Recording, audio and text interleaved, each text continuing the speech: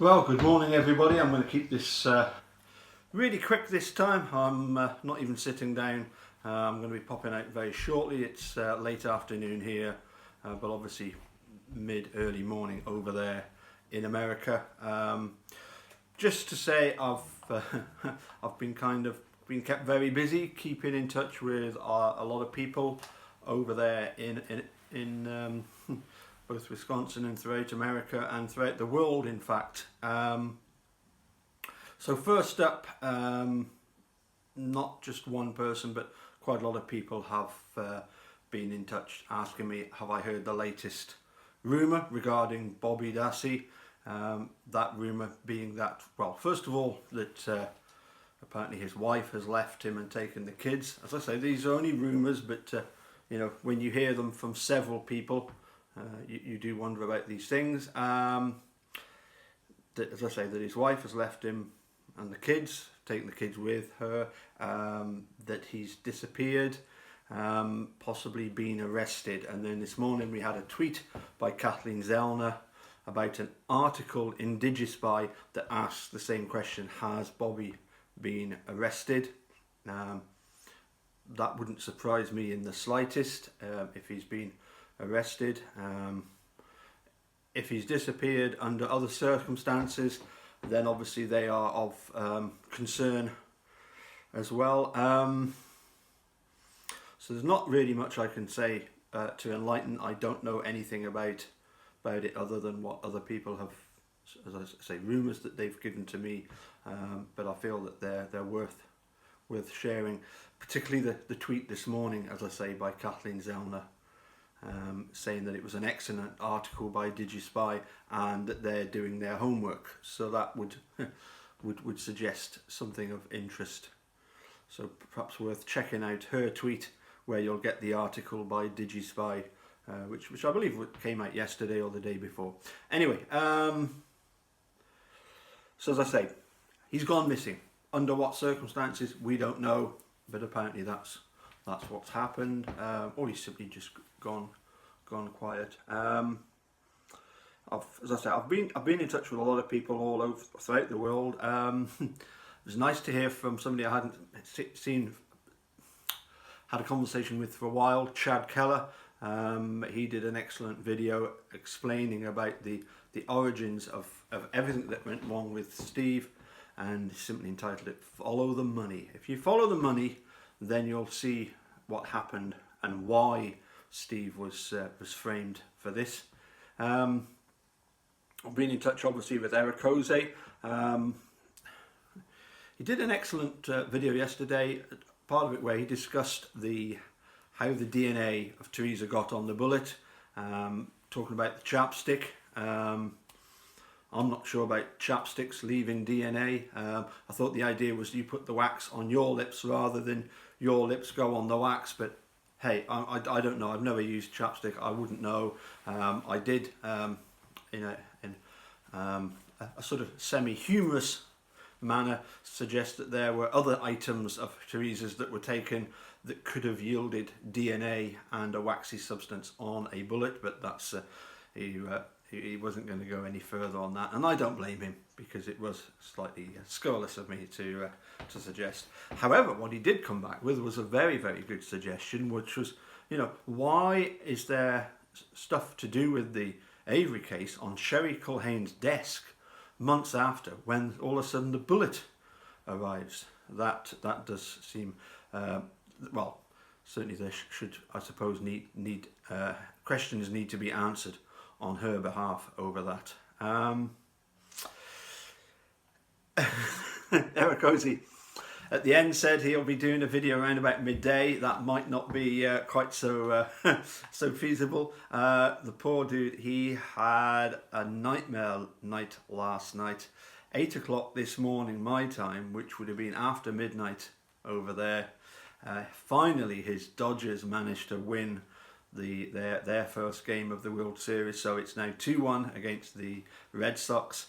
Hopefully quite from a Dodgers point of view, quite a crushing blow for them to have lost the game.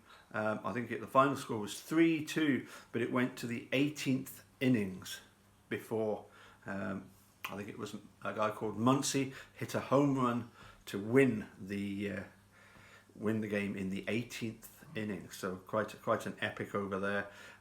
Talking about epics, I get really fed up with the ones that Thomas Hence sends me and other people. I'm sure we're all sick to the back teeth of him.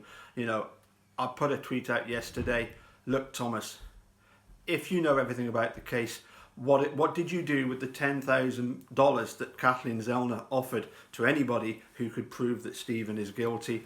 Well, I haven't heard of anybody claiming that $10,000, and as far as I know, Kathleen Zellner is very much of the opinion that Stephen Avery is innocent.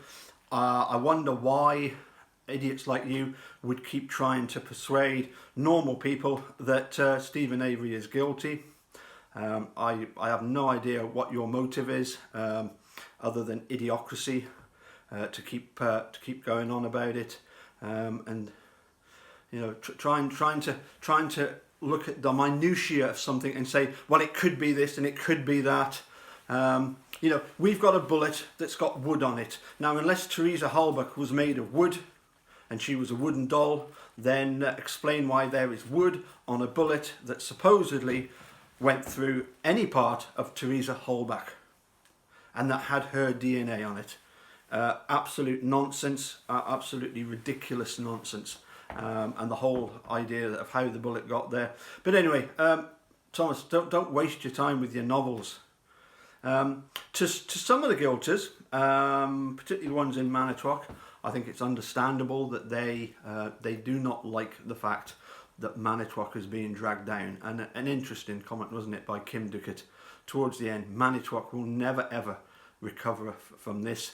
And I've had a few messages with my buddy over there in Manitowoc, Charlie Barons, and he's very much of the same opinion, that it really is bad. It really does take the town down. And isn't it a shame that the actions of one or two very corrupt, selfish people, likes of Andy Colburn, who hopefully he will be pursued in a civil suit. Isn't it a shame that, you know, the actions of one or two can so destroy, you know, so many. In terms of the Manitowoc Sheriff's Department, I believe there's a history of corruption. But again, the suggestion is it's only one or two. It's only one or two corrupt sheriffs that spoil it for everybody else. And who was it that said that it shouldn't be all the good cops that are in fear of the bad cops? It should be the bad cop that's in fear of the good cops. But the way they stick together, that unfortunately doesn't always seem to be coming out. As I say, it's for some of the guilters in Manitowoc, it's just the fact that they don't want to ever consider that their own sheriff department could be as corrupt as we can see they are, and I think we can forgive them that kind of selective blindness. But to some of the others, it's just we don't like Steve, therefore we're going to try and perpetuate our hatred towards him by keeping going and suggesting he's guilty. And isn't it interesting how often the guilters try and present it as being, there's two sides to this. There's those that believe Stephen Avery is guilty, and that's in respect, and that they're being respectful to Teresa Halbach. In other words, you know, if you're on the truth's side, then you seem to think that there's something wrong with the Halbach family, and they're trying to divide the two sides, you know, black and white on these two sides. You're either pro the Halbachs or you're against the Halbachs. You either think that Stephen Avery is guilty or you think that he's innocent, and therefore you are against the Halbachs. It doesn't work like that. It's not as cut and dried as that. It never has been, never will be. But they will try every trick in the book to try and perpetuate their ridiculous claims that Stephen Avery is guilty. As I say, if Bobby Dassey, and as I say, it is only rumours, but if he has gone missing, his wife has left him and take the kids, then hopefully things are going to bust wide open pretty quickly. Anyway, that's all I've got time for. Catch you later. Bye for now.